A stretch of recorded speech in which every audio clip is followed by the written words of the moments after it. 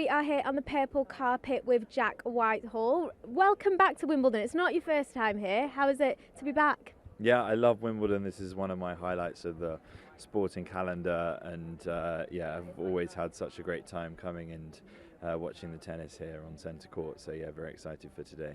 And can you remember who you came to watch last time?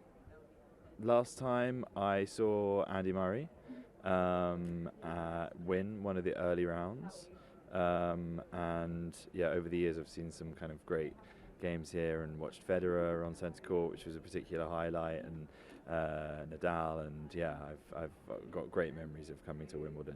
Now, speaking of Andy Murray, I do believe you have actually played tennis with him for UNICEF. Is that correct? Yes, I played in a sort of charity game with him. It was more of a sort of sketch. I pride myself on being quite a good amateur tennis player, but on that occasion I could barely make contact with the ball. I think the nerves got to me, and I'm not a big game player. I'm all mouth, no trousers.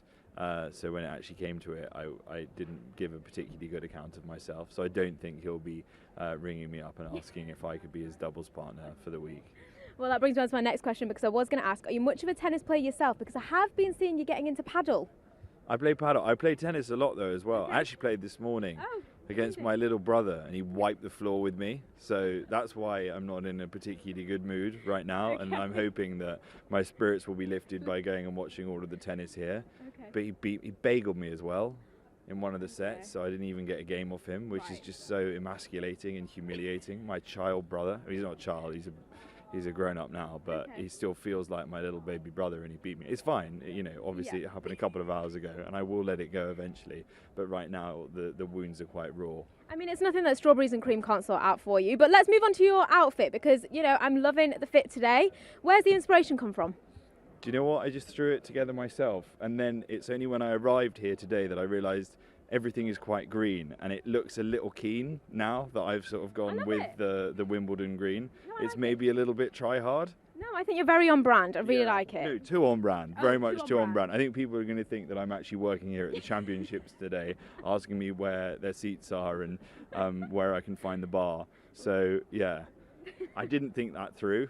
I really didn't until I drove in. I was like, oh yeah, obviously it's Wimbledon, everything is green. So it's like when you go to a restaurant and you realise you're just like one of the waiters. I'm feeling like that right now. Well, I think you look great, but bringing me on to my last question, I do want to ask you, do you think there's more strawberries or more tennis balls throughout the whole tournament at Wimbledon? And I do know the answer. I think there's probably more strawberries. How many do you think?